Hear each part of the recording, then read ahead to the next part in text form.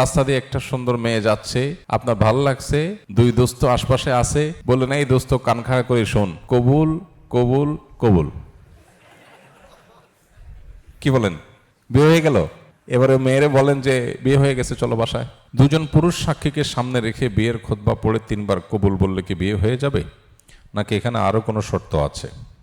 একজনের নামে অন্যজন বদনাম করলে কি হয়? পুরুষ সাক্ষীকে, দুজন সাক্ষী যদি সামনে থাকেন পুরুষ, অথবা একজন পুরুষ দুজন মহিলা, এরকম সাক্ষীদের সামনে যদি 3 বার কবুল বলে বিয়ে হয়ে যাবে কিনা? না, বিয়ে তো সহজ না। এক পক্ষ থেকে প্রস্তাব আসতে হবে, আরেক পক্ষ বলবে আমি গ্রহণ করলাম বা কবুল করলাম, তাহলে বিয়ে হবে। অর্থাৎ আপনি দুজন সাক্ষীর সামনে শুধু কবুল বললে বিয়ে হয়ে যাবে, এটা যদি হয়, তাহলে রাস্তা দিয়ে একটা সুন্দর মেয়ে যাচ্ছে, আপনার ভালো লাগছে, দুই দোস্ত আশপাশে আছে, বললেন এই দোস্ত কান খাড়া করে শোন, কবুল কবুল কবুল। কি বলেন, বিয়ে হয়ে গেল? এবারে মেয়েরে বলেন যে বিয়ে হয়ে গেছে, চলো বাসায়। মায়ের একটাও নিচে পড়বে? এত সহজ না, প্রস্তাব লাগবে। কি লাগবে? মেয়ে পক্ষ আপনাকে প্রস্তাব দিতে হবে, এরপরে আপনি যদি কবুল বলেন, এবং এই প্রস্তাব এবং কবুল উভয়টা যদি দুজন সাক্ষী একদম সশরীরে উপস্থিত থেকে শুনে, তাহলে বিয়ে হবে। বুঝে আসছে কথা? প্রস্তাব দিতে হবে, এবং সেটাও যদি কাগজে কলমে হয়, যে লিখে দিল, চ্যাটিং হইলো, মুখে কোনো আলাপ হলো না, তাতেও হবে না।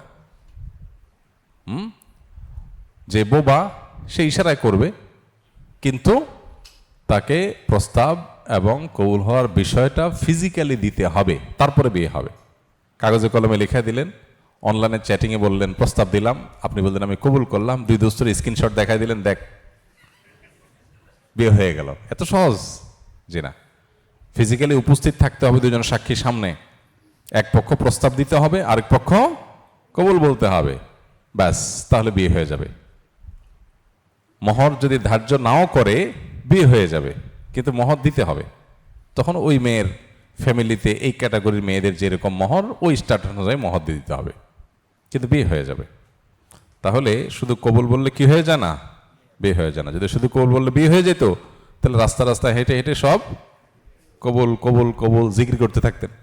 আবেগটা মানুষ কেউ বিয়ে দেয় না, কি করবেন? রাস্তার সব মেয়ে বিয়ে করা শুরু করে দিলেন। হ্যাঁ, এত ছেলে খেলা এত সহজ না।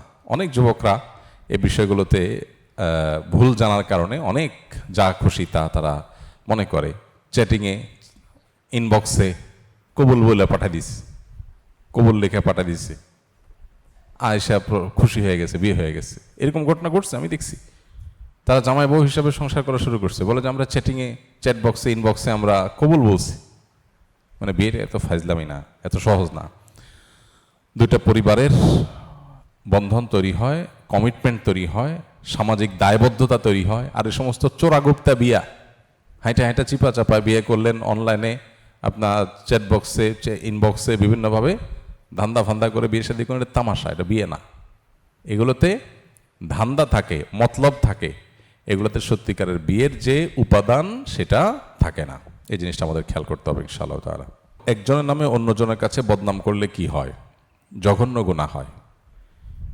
মিনাল কাবায়ের, কবিরা গুনাহগুলোর মধ্য থেকে একটা হলো কেউ কারোর নামে এমন কোনো কথা বলল যেটা আসলে তার মধ্যে নাই,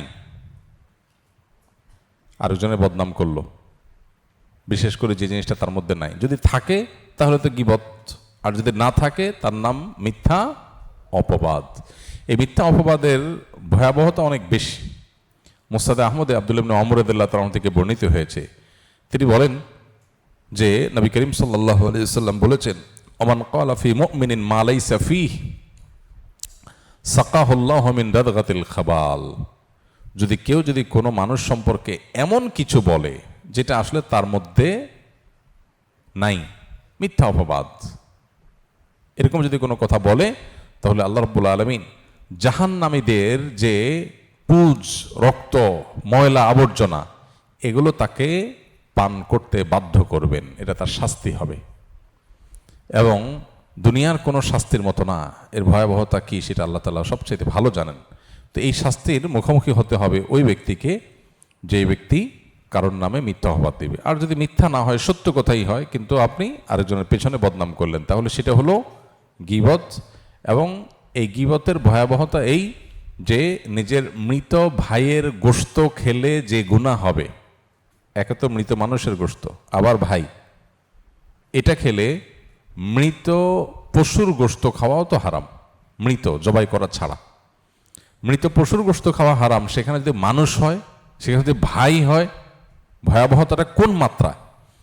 তো কোরআন গীবতের ভয়াবহতাকে চিত্রায়িত করেছে এইভাবে যে মৃত ভাইয়ের গোশত খাওয়াটাকে তোমরা কি পছন্দ করবে? ফাকারহি তুমু, তোমরা তো কেউ পছন্দ করবে না, সূরা হুজুরাতে আল্লাহ বলেছেন। তো গীবতকে এর সাথে তুলনা করা হয়েছে, এত জঘন্য অপরাধ যেটা এখন আমাদের কাছে ঘি ভাত। গীবত এখন কি হয়ে গেছে? ঘি ভাত হয়ে গেছে। আমরা কারোর সমালোচনা না করলে আমাদের কাছে ভালো লাগে না। একটা মজলিসে বসলাম দুই বন্ধু মিলে, আরেকজনকে নিয়ে একটু ক্রিটিক না করলে, একটু খোঁচা না দিলে যেন জমেই না, তাই না? এই অবস্থা হয়ে গেছে, খুবই ভয়াবহ। তো এখান থেকে আমাদের বেঁচে থাকতে হবে এবং বের হয়ে আসতে হবে। সামাজিক সৌন্দর্য সৃষ্টি করার জন্য ইসলাম আমাদেরকে শিক্ষাগুলো দিয়েছে। দেখুন, ইসলাম বলে আপনি কারোর যদি কোনো অসুবিধা থাকে, ভুল থাকে, বিচ্যুতি থাকে, ত্রুটি থাকে, সেটা তার সামনে বলবেন না পিছনে বলবেন? সামনে। সামনে বললে কি লাভ হবে?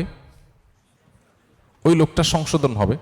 আর পেছনে বললে তার সংশোধন হবে, তার ব্যাপারে সমাজের মানুষের মধ্যে খারাপ ধারণা তৈরি হবে, সামাজিক সম্প্রীতি সম্পর্ক নষ্ট হবে।